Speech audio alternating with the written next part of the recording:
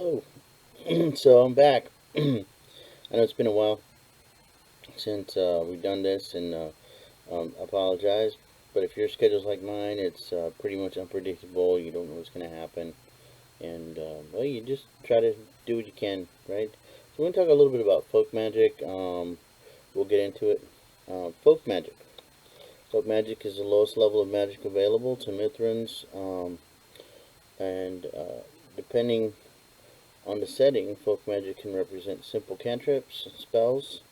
They can be the magic that has wizards and witches, or a magical tradition with wide accessibility but relatively low level of power. Although it might appear to be weak in comparison with magical approaches such as animism, deism, and sorcery, it can, if used wisely, be a very powerful tool. Um, yes, it can be a powerful tool, and uh, when you assign folk magic, you can either assign specific spells, which we'll see here in a little bit, or you can just let people have free reign of the whole list. It's really up to you, and how you approach magic, and I've done both, and either one works just fine. Nature of folk magic. Folk magic's unseen force. It permeates the world, not derived from the gods, but as an echo of the very earliest stages of creation. Maybe it comes from the life force, geomancy, or perhaps the cosmic radiance of constellations, but whatever its source, its power is ubiquitous to those who know how to tap it. Alright, that's kind of cool. So you don't really have to have a source for folk magic, like, a magic pool or ley lines or anything like that. So, pretty simple to use as a magical effect. If you really like low magic, folk magic is kind of interesting to have in a low magic setting, I think. Access to folk magic. I'm on page 121 if you want to follow along in the core book. Access to folk magic. Given its nature, folk magic can be accessed in a number of different ways. Through a culture, reflecting secrets known by a social group. That's interesting. Maybe all the farmers know blade sharp to sharpen their knives and their plows and their machetes and things like that. Through a career representing knowledge used by vocation. Through a cult or brotherhood that has over time mastered these magical forces. To an individual practitioner who may be willing to share their knowledge. Through self-realization from study or interconnection with the world about them. So that's like it just appeared out of nowhere. And I think that's fine if you don't mind that. That's great. So the game master decides how to use the folk magic in their setting, and how it appears and where it comes from. It might be very common, it might be rare. It's up to you. Okay, starting folk magic. An exception to the general rule of thumb, characters from careers which specialize in folk magic only start with a number of spells equal to 1/10 of their folk magic skill. I would round up or round down as you see fit. Uh, you can follow the core rules and do raw or written, rules as written. I like to round up. It's up to you. So if you have a 47, then you get 5 folk magic spells. Learning folk magic. Folk magic is usually taught by someone skilled in its use. I like to use it as a thing that's passed along from father to son, mother to daughter, from parents to their children mostly, or family to family type stuff. It's up to you how you do it. Excuse me. Let's see, next page. You can also have someone pay for spells. You can have them learn different spells, and it may come at a cost. That's one way to do it. Ubiquitous folk magic. This is a list of careers. As an example, it's not like an entire list of everything that's available, because you have setting books and things like this. You have homebrew, campaign settings, but you can use this as a guideline. There's a bunch here that's career-specific folk magic spells. Like an alchemist can know any folk magic spells, but an agent might only know And if you look at this list at the top of 122, career-specific folk magic spells, it shows agent as a career. It says suggested folk magic. They could learn alarm, befuddle, blade sharp, bypass, find, incognito, knock, mimic, and ventriloquism. And these make sense for the type of career that they have. So what I would suggest is that they start at a lower level. You might even use the classic fantasy as a guide to bring their levels up, like every 10% or every 5% that they improve in a number of skills, and they improve in that set of skills, then they can learn more, right? This way it feels like they're advancing and they're expanding their character a little bit at a time. I like to use the classic fantasy levels system, 1 through 4. You can go higher than that if you want to, and they just kind of like plan these ahead of time, so this way maybe they have choices, or maybe they have maybe 5 left, and maybe the most powerful ones you are left to the very end. Maybe they got to achieve level 4 or 5 before they can even get these spells, or know them or allowed to learn them. So it's up to you though, but I think it makes it a little bit more interesting to expand them a little bit at a time. Start them out with 4 or 5 spells, and then once you get up a little bit higher, you get another one or another 2. It's up to you how you want to advance it, but I think advancing them a little bit at a time kind of makes sense to me. Using folk magic. When you make the folk magic roll, right, you get a critical success. The spell's magic point cost is 0. Nice, right? Success, the character loses 1 magic point, and the spell works as planned, right? Failure, the caster loses a magic point, but the spell does not work. Fumble, you lose 1d3 magic points for the spell, and the spell fails to work. Limits to folk magic capacity. Characters have no actual limit to the number of folk magic spells they can learn, provided that the game master permits them to have access to new ones. Such knowledge might be restricted or unavailable in the game world. I like to use this Ubiquitous folk magic chart with the career-specific folk magic spells to limit the number of spells any kind of career may have. This way, you don't have to do any of the legwork. It's done for you, and you don't have to write anything down. You just open up the book, and it's there, already done for you. Voila. And that's how I feel about that. But you can do your thing, right? You don't have to do what I do. Folk magic spells. Okay. Start getting into the actual definition, right, of these spells. As you can see, folk magic spells, there's really no reason to go too far into them. You just kind of cast them, and they cost a point, and that's pretty much it, right? So there's duration. Unless a spell has either the concentration or instant traits, it has a natural duration which lasts the entire scene or action for which the spell was used. Okay, some of them have custom durations. You just pay attention to that. Traits. The traits are as follows. Concentration. Of course, you know what concentration means.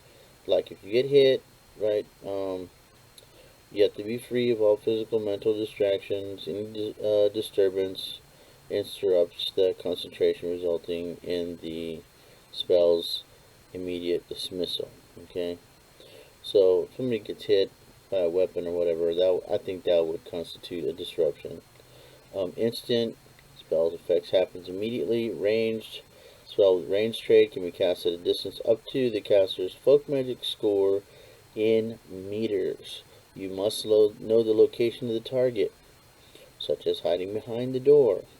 If they're unable to directly see or sense the target of the spell, then the folk magic roll becomes 1 grade harder. Okay. Resistance, endurance, evade, or willpower. Any spell that is not readily accepted by a target can be actively resisted using either endurance, evade, or willpower. It will tell you which one, okay? You don't have to guess. My thing is, go ahead and write the whole thing down, or, copy paste it onto a index card or a sheet of paper, or into a Word document, or Google Docs, or whatever. So you have your spells already written out with all the stuff on it. and have them look it up. Have the players look it up. You have the book, and if they don't have the book, then they can look it up that way, and it might be easier. But if they have the book, they can just keep it in the book. They don't need to do any of that stuff if they don't want to. I recommend doing that, though. It makes it a little bit faster to look up, and you know where to go.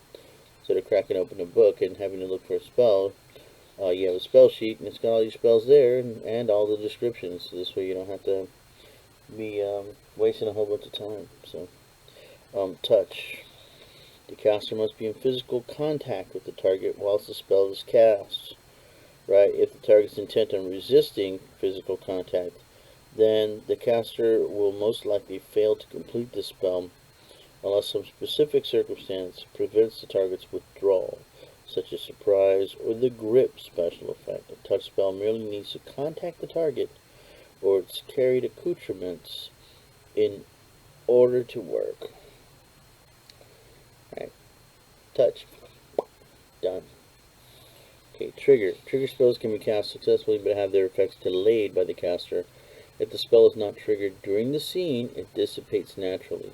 Right, it doesn't last forever. So, remember that. Alarm. These are all the spells now. There's alarm. It has a special duration. That's one thing to consider. Appraise is instant, requires touch. Okay. Avert is instant and is used to dismiss other folk magic spells. Okay. And it's ranged. Okay. Babble. You have to resist with willpower and requires a touch. So I would say that you need to roll to hit.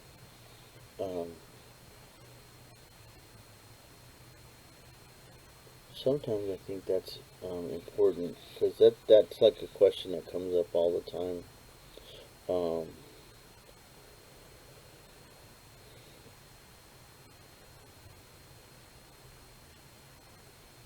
So basically, I would say a to hit roll, because in order to get grip, you still have to have a to hit roll,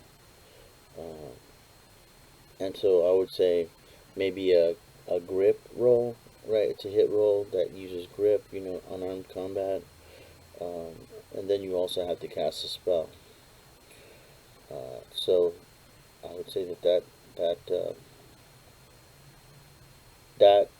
Babel is a very powerful spell because it can seriously disrupt orders being issued by a commanding officer to his troops, but it cannot influence what the commander is thinking. Okay. It mangles anything spoken by its target. Okay. Beast Call X. Beast Call is used to attract a single specific animal, the type being specified in the spell within the range. Beast Call Llama, right? Beast Call Rabbit. They're very different. The animal summoned cannot be sapient and may also resist a spell using willpower. If it fails to resist, it is naturally drawn in a passive fashion to the caster whereupon the spell dissipates and the creature acts as it normally would, finding itself in proximity to the caster. So then it can run away. So, put a rope on it or catch it or whatever you need to do. Befuddle. Befuddle causes confusion within the mind of a corporeal target, a person, mainly. Blade Sharp. Touch. You have to touch the weapon. Alright. And it tells you right here if you're looking for the dies, right? Because it increases the die. Alright. So a 2d8 plus 2 would come from a 1d6 plus 1. 1d4 goes to 1d6, 1d8 goes to 1d10, 2d6 goes to 2d8, right?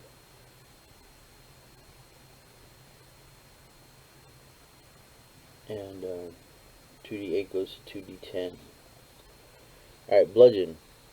Similar to Blade Sharp, but used on weapons and tools that deal blunt force trauma. Breath.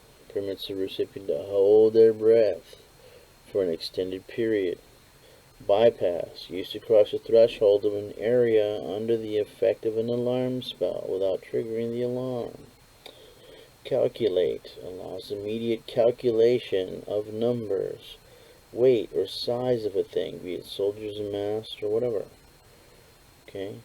Calm attempts to dampen down the passions or the target, perhaps ensuring that a lovesick paramour doesn't press his suit, a frightened rival doesn't scream for help, or that weapons are not drawn in anger.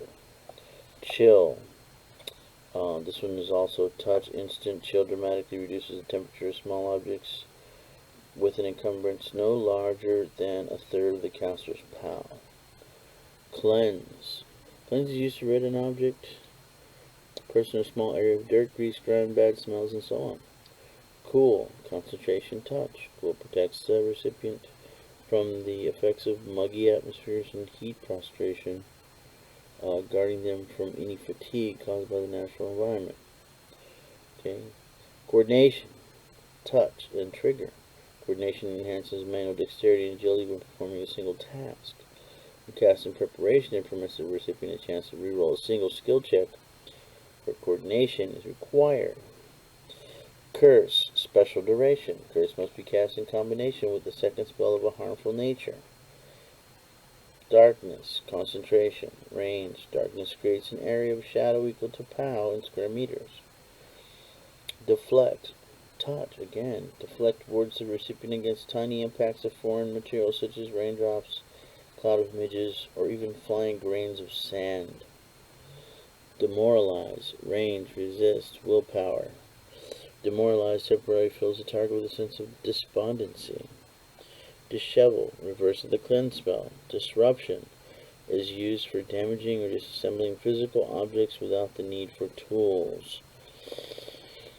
It is commonly employed to drive off or kill living creatures, such as birds or vermin. When successfully cast, disruption inflicts 1d3 damage to a single random hit location or the overall hit points of an object. In both cases, the damage ignores any armor or natural protection. Dry. Dry removes all extraneous moisture from an object or person. Dull blade is the reverse of blade sharp. Extinguish. Instant. Ranged. Extinguish immediately quenches flames and small fires of modest size. Fanaticism. It's the reverse of demoralize. Find X. Has as many variations, always specific and learned as separate spells. Just like the Beast Call is a separate spell for each animal. Find X is a separate spell for each Find X, right? Find Flaw, find arrows, find livestock, find loot, find object, right? A specific object, a lost personal possession, right? Fire Arrow requires that you touch the arrows. Okay, it lights them on fire and it does additional fire damage.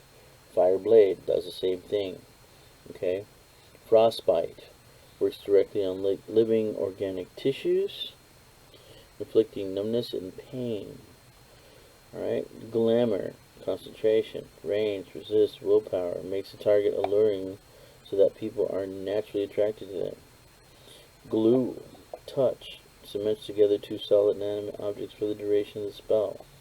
Heal, has several different effects. It's instant, it's touch, depending on the nature of the ailment it's being used on.